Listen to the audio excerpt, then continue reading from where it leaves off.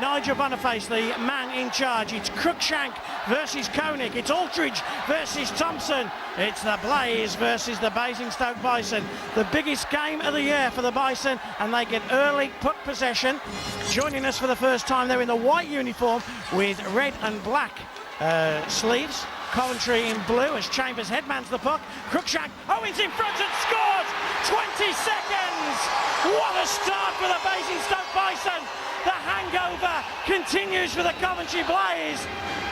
The Basingstoke Bison with their big line of Cruikshank, Chambers and that man Greg Owen. It's 1-0 to the Bison. Look at how Basingstoke hit the nice little one-touch pass, but a misfire there. And Chambers comes across now. Look at Owen driving to the net. He gets the one-timer and gets it up over Koenig. Agoraphobia, Greg Owen.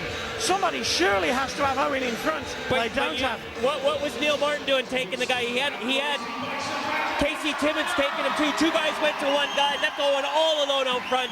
And that was a defensive breakdown by the Coventry Blaze. And the great thing about silverware, Dave, and Paul Thompson knows, you know, guys, we can't take our foot off the gas, and right now we're 1 goal down, but we can't panic. We're not the league champions for no reason, and again, it's those little things. Huppy with that big hit a couple of shifts ago, and you can see the Coventry Blaze getting a little bit more confidence back.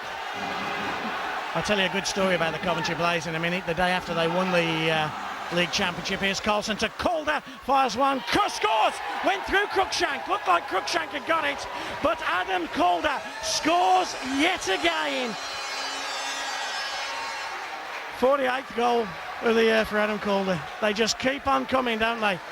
Dan Carlson, the man again who feeds Calder the puck. I thought Cruikshank had got it, then we just see the back of the net bulge. It's tied at 1, folks. You can see Carlson knows his man, knows his wingman's there, he lets it go, and you can see the jersey bobble of Cruikshank, and then it just slides underneath his gloved hand and into the net, boom. They've always been good to watch, nice and offensive and going for the win. Just 38 goals conceded as Carlson comes short-handed. Still Carlson, scores short-handed! Danny Carlson! Breakaway, I thought Petro had got enough of him, but Carlson was allowed to get the first shot. I think he might have taken 2 attempts, but again we see the Coventry Blaze score short-handed. Three times in 3 games we've seen them score short-handed, Nick. Right here, that clearance takes a deflection, and that goes to Carlson, who comes in, takes one hack at it, and really, if you're Petto here, he's come off of Carlson, and really what you got to do is you make the contact here. Now get in front of him and drive him into the corner. You just let him back into it and have another crack at it. Fan, aren't you? You never get fed up of looking at skill like that. Not an out by Huppy, and that gave Vickerdale a chance. With the seconds clicking off the clock with Stewart, who's got Braff. Braff steps out inside. Sodersham's lost his stick. Stewart will take a long shot from the outside and ties the cup final at 2 goals each. Hoppy had the first chance to get it out. He didn't. Soderstrom lost his stick. And with just 4 seconds remain, Stewart has just hammered one past Trevor Koenig. We're tied at 2 in the cup final. Love it, love it. Now the key here is that Soderstrom's lost his stick. They get tangled up on the front. Now look at Stewart's all alone. He can make that shot away, take it untouched. And he goes to the short side and high over Koenig. Great goal, great period of hockey by both teams. 2-2, and Dave, this is what finals are all about. All back 5-on-5 as we go into the second half of this middle period. Still tied 2-2. Cook committed the body, Campbell ran him over. Pease mishandles, chance for Aldridge. Now Stewart shoots and scores! The Bison take the lead. I thought Aldridge had overplayed it with the backhand pass. I thought he should have shot it himself. He knows more than I though, and he fed Stewart, and Stewart feeds one past Trevor Koenig. I think James Pease will be a bit upset that he never cleared the puck earlier though. Well, there's a hit by Cook. And then here's an opportunity for the Coventry Blaze to get rid of it. Pease with an absolute gift for the Basingstoke Bison. And again, you cannot mess around with the puck in your own zone. Stewart making absolutely no mistake. Here's Pease with it. Mishandles the puck. Brian Aldridge with a smart play by Aldridge. See, Aldridge is tight in close on Koenig. So he makes a great pass to give Stewart a little bit better of an angle. And Stewart made it count. And the Basingstoke Bison have a 1-goal lead. In front, good work, Petro.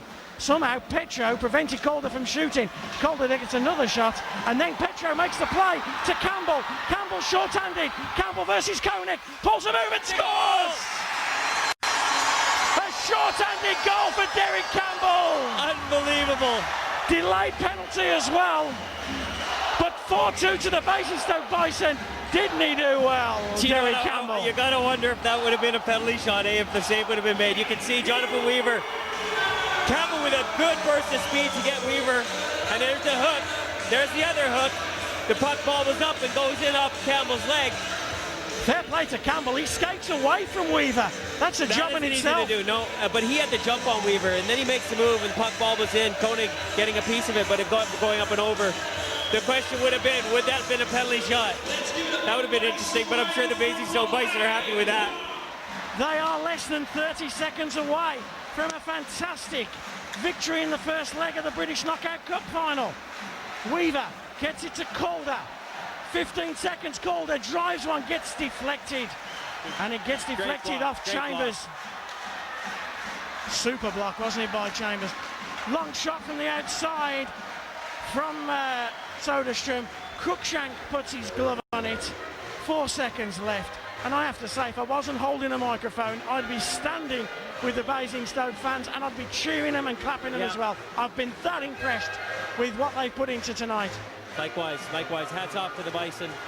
And let's hope that they can all get rested up for that second leg, and let's see a barn burner in Coventry.